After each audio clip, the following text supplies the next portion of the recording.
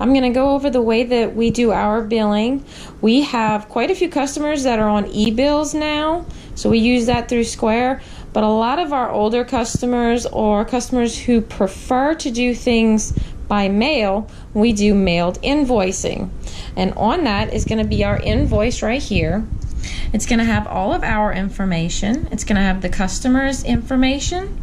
Over here, it's going to have the invoice date and the number. Each invoice is numbered differently.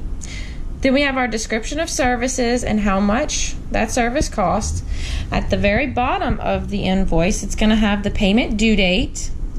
It's going to have the amount due. And we charge a late fee after 10 days, specific fee. So it'll be the how much.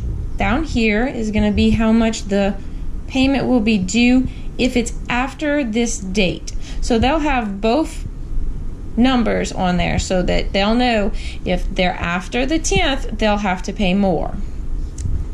Now with the invoice, every month we send a calendar. The calendar will have little men on lawnmowers showing exactly what days we're planning to be there. And things do change due to weather, so we have a little disclosure right here, indicate dates that we're going to be cutting, but it's subject to weather.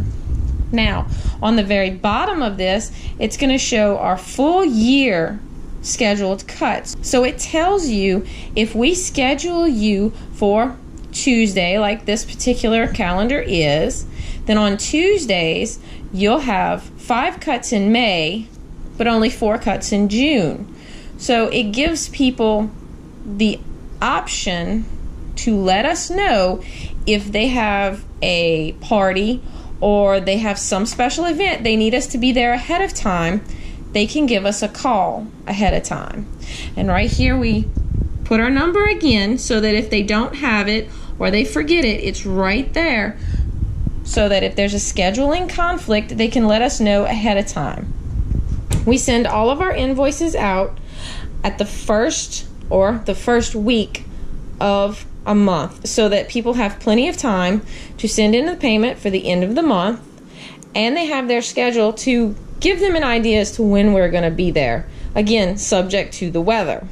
Now, along with these two things, we also send them a complimentary smaller envelope that they can send their payment in with. And we put everything in to this envelope with the 2 view holes so that our address and their address show through it. That way I'm not having to make labels or anything. Everything is used on this invoice. So when we put them together, you'll have the invoice and then we'll stack it on top of the calendar and we'll fold it to fit inside of the envelope.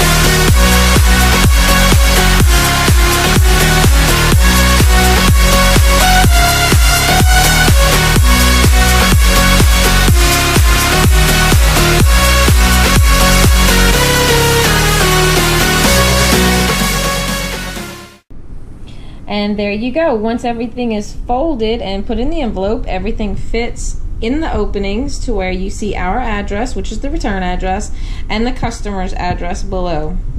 Well guys, there's a walkthrough of how I do my paper invoicing.